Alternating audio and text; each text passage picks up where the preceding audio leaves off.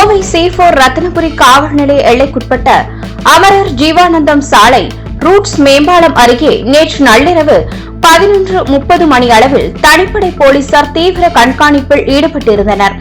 அப்போது இருசக்கர வாகனத்தில் வந்த 3 இளைஞர்களை சந்தேகத்தின் பேரில் பிடித்து சோதனை செய்தனர். விசாரணையில் காந்திபுரத்தை சேர்ந்த ஜோஸ்வா, தவப்பிரியன், ஸ்விச்சன் பெர்னண்ட் மற்றும் திருப்பூர் மாவட்டத்தை சேர்ந்த பரணி சவுந்தர் என்பது தெரியவந்தது. அவர்களிடம் இருந்த பையில் ஆனைக்கட்டி வழியாக கடத்தி வரப்பட்ட சுமார் 5.5 கிலோ கஞ்சா இருந்தது கண்டுபிடிக்கப்பட்டது.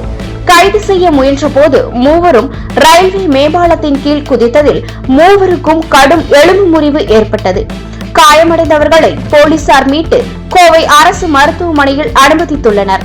போதைப் பொருள் தடுப்பு சட்டத்தின் கீழ் வழக்கு பதிவு செய்யப்பட்டு நீதிமன்ற காவலில் வைக்க நடவடிக்கை நடைபெற்று வருகிறது.